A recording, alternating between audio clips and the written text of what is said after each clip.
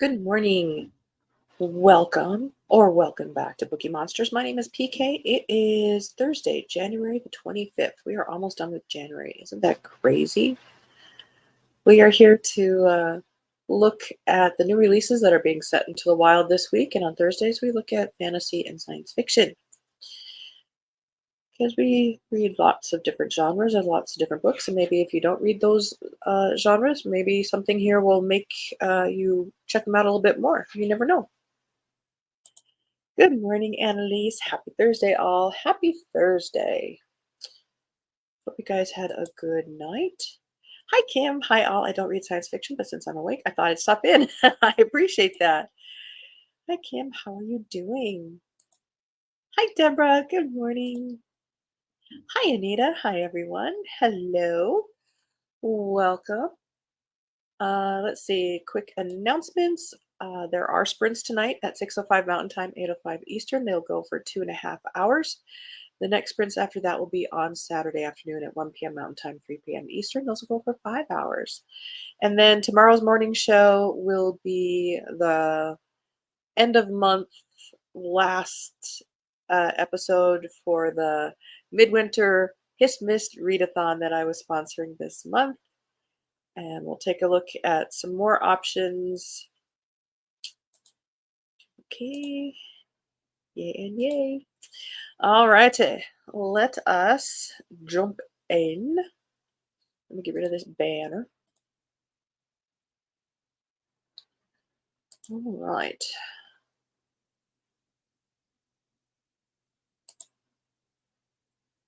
Into the Sunken City by Dinesh Thiru.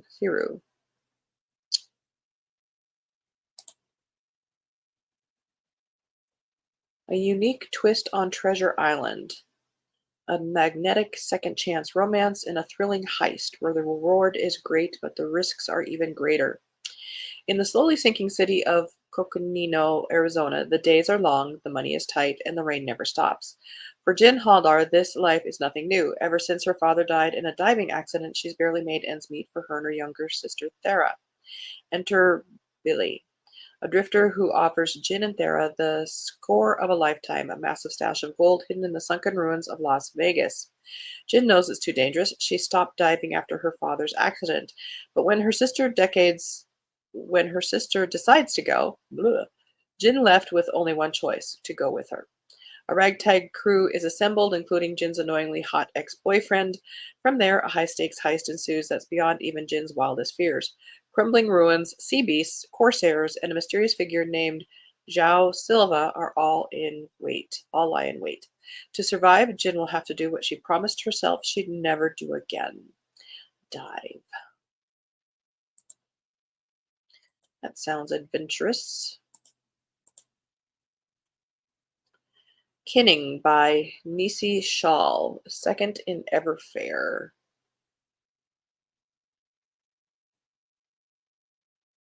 The stunning alternate history where bark cloth airships soar through the sky, varied peoples build a new society together, and colonies claim their freedom from imperialist tyrants.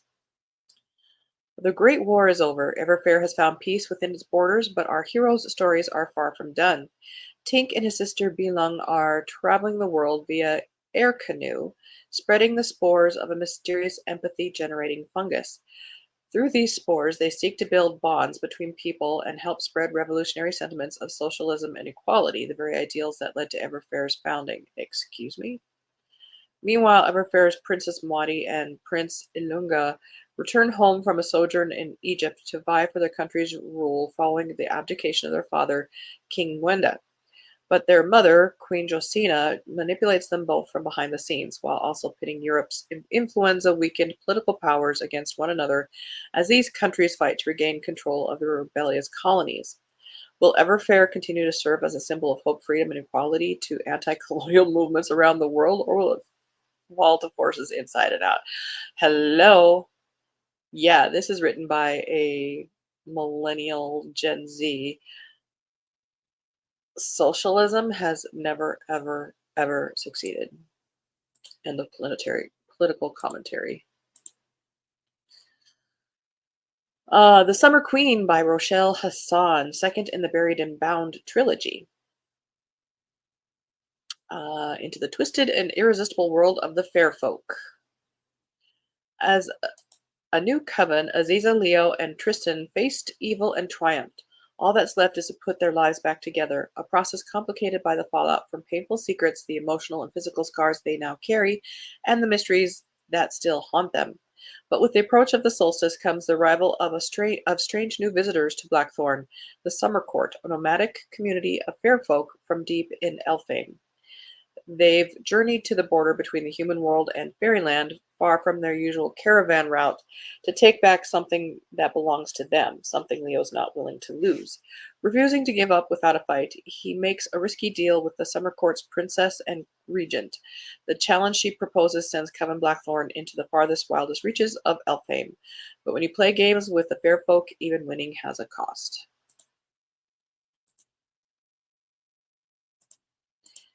Not my cup of either.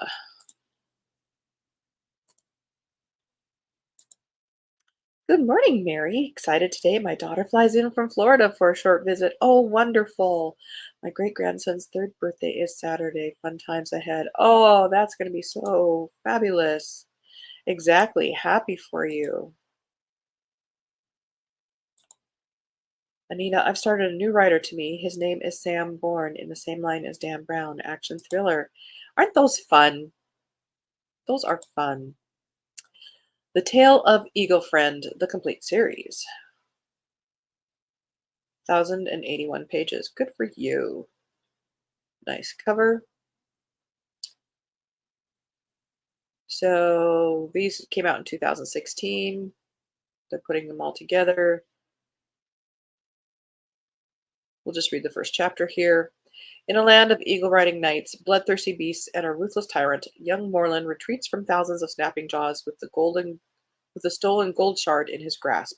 Its power to bestow strength and invisibility is just a panicked whisper away, and he'd feel naked without it while he fights the sinister forces that follow him at every turn.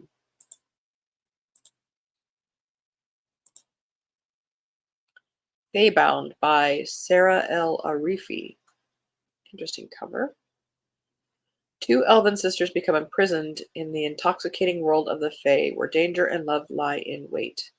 That sounds very much like a lot of that kind of fantasy, but we'll see what this one's about. Yurin was born on the battlefield, has lived on the battlefield, and one day she knows she'll die on the battlefield. As a warrior in the elven army, Yurin has known nothing but violence her whole life. Her sister, Lettel, is trying to make a living as a diviner, seeking prophecies of a better future. When a fatal mistake leads to Yurin's exile from the elven lands, both sisters are forced into the terrifying wilderness beyond their borders. There they encounter the impossible, the Fae Court. The Fae haven't been seen for a millennium, but now Yurin and Lettel are thrust into their seductive world, torn among their loyalties to each other, their elven homeland, and their hearts.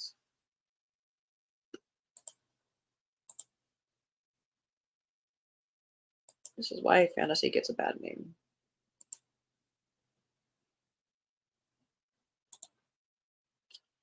Yes. Yeah, I wish he would write more. All right.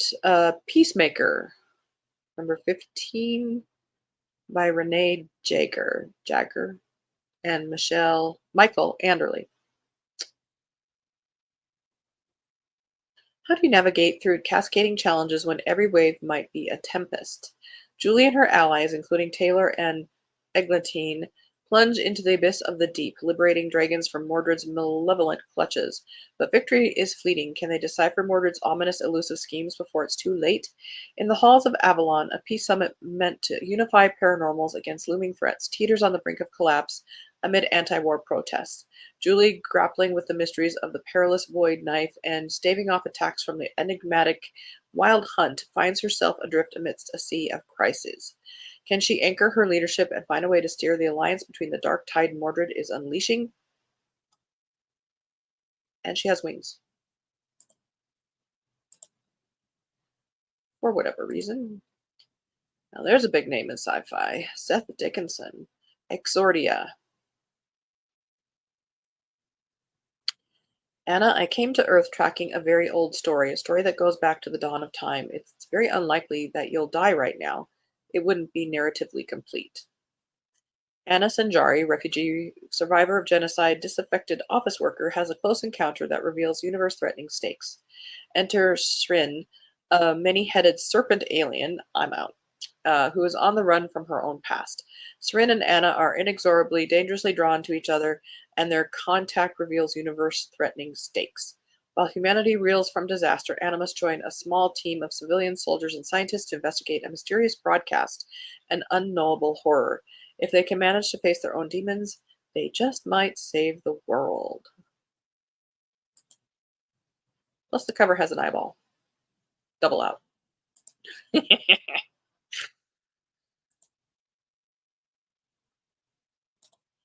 And Annie's enjoying the first book so far. Good. No snakes, thank you. Nope. Shamera Star. I like, I'm old fashioned. I like in fantasy, I like the quest of companions, and in sci fi, I like humans in space. Just humans. I don't like aliens, which is strange for sci fi, but I want the human experience in space. Shamera Star by Glenn Stewart, 14th in the Starship Mages series. I've heard of this one, I've just not read it. History holds many secrets. The frontier holds many shadows. One ship may damn all mankind. One ship may save them. In a bold and brazen act of treachery, the Royal Martian Navy exploratory cruiser Rose was stolen and is now in the hands of the conspiracy group known as Nemesis. You know, if you're a conspiracy group and you want to stay under the radar, don't call yourself Nemesis. Guilty of 1,000 crimes, Nemesis and its leader, Kent Riley, are determined to find proof of the alien threat they have secretly been preparing humanity to face. Set in pursuit by the Mage Queen of Mars herself, Mage Captain Rosalind Chambers commands Rose's sister ship, Thorn, in a chase that brings her to the far reaches of the galaxy. Her orders are clear, bringing Nemesis to justice and, if at all possible, prevent them from waking a sleeping beast. Riley will find the enemy at any cost. Chambers will stop him. Among lost worlds and ancient crimes, the secrets of the past will seek may mean nothing or everything. If you're looking to read science fiction or fantasy, you cannot go wrong with Elizabeth Moon or Lois McMaster Bujold. Just saying. A Curse So Dark and Twisted, A Cursed Crow by Lan Garrett. Book 5 in the Cursed Crow series. The hunt has, it's an interesting cover. The hunt has only just begun. A cry sounds over Elfame. Elfame again? A silent hunt has begun. Dread fills the realms. The weak will succumb. The chase has started. Crows will become. The gate is where it starts. A new enemy has come. What is this, written by AI? In Elfame, where every crow faces slavery and certain death at the hands of Fae, Perdita Darkmoor is the first to survive, gain her freedom, and wage wars to protect her home. With the gate destroyed, Purdy returns to the mortal realm to help rebuild. But returning to Whitwick Gates was not the warm welcome she had hoped for, leaving her balancing perilously between mortals and Fae. When her enemies come for her family, Purdy is forced to navigate a world she's still learning and a throne she's never sat upon before her family is put to death. Caught between two worlds, Purdy is tasked with fighting against life-altering decisions, rescuing her family, and saving her people.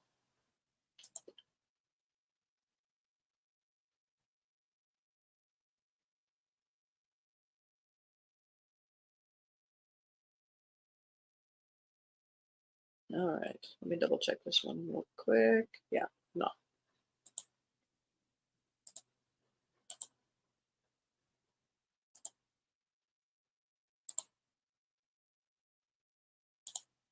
Elves can be big right now. I've noticed a lot of shorts about finding and seeing elves. Yep, very elf, very fae. I don't get sci-fi anymore. I know, it's been invaded. If you go to Tor.com, it's been invaded by activism, and it's a tragedy. I prefer the old sci-fi like Asimov and Arthur C. Clarke. Yep, yep, yep. Yeah. Well, and like a lot of things, activism has taken over and made horrible a lot of things.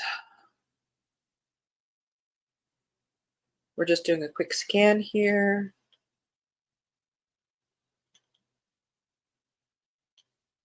because that may be it.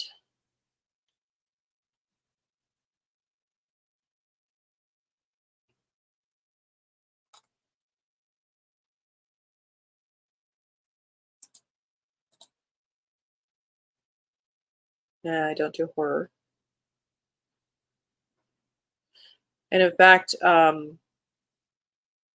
in February, like for January, a lot of historical mystery. I'm not doing an official readathon, but my goal in February is to read a lot of fantasy that I have stacked up.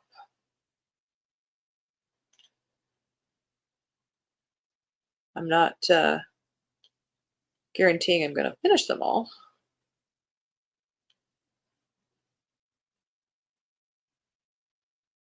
Oh, yeah. Let's check out these two. We've got some time.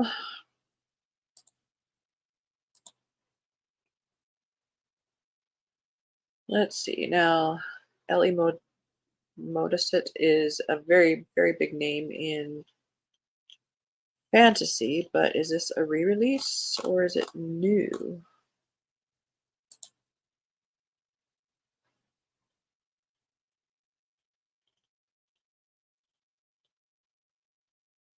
Yeah, so it looks like it's new. We'll look at it. From the Forest, 23rd in the Saga of the Recluse. I have not read any of those. It is supposed to be epic fantasy. Oh my goodness. Aleical? Aleical? Who will one day be known by many names. That one's enough.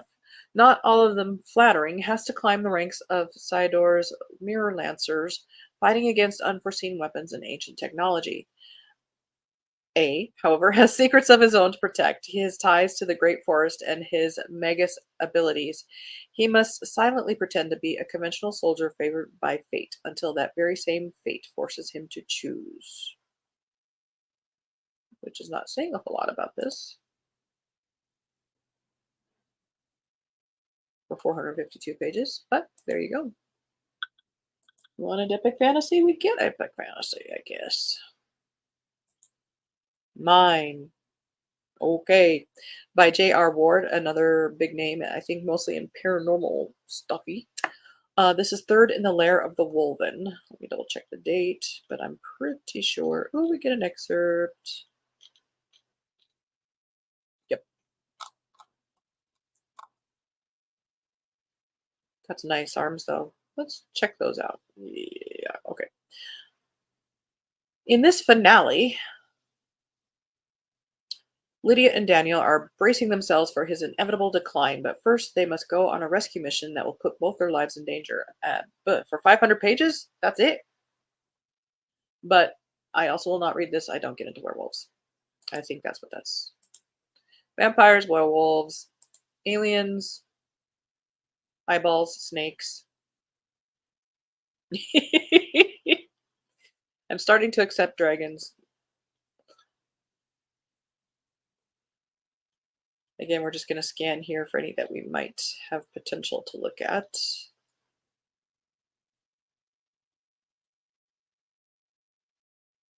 Oh, Melanie Singh.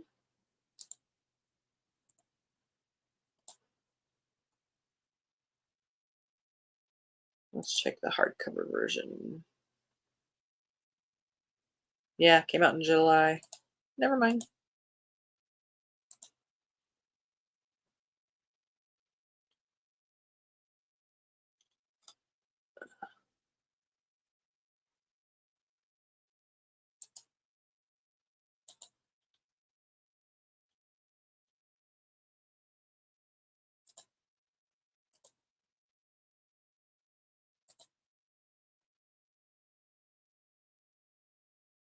$19.91.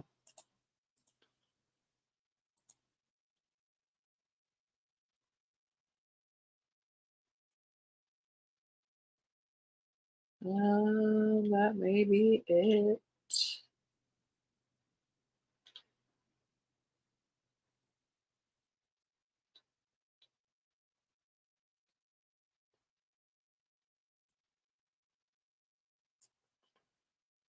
Yeah, not really interested in paranormal. The Thing in the Snow. Okay. Bleh.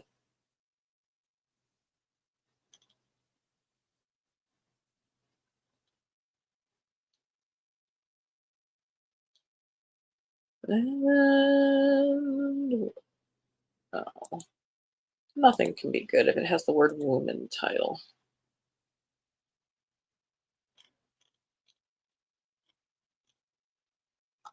We'll look at it. Fine. Womb City by Tlotlo Samase.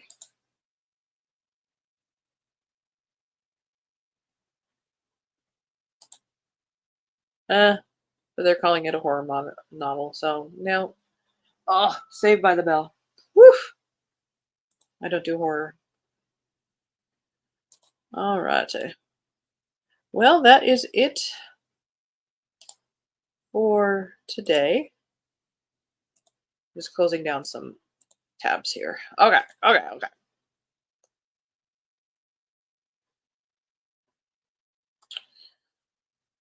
Oh, commercial. Stop it.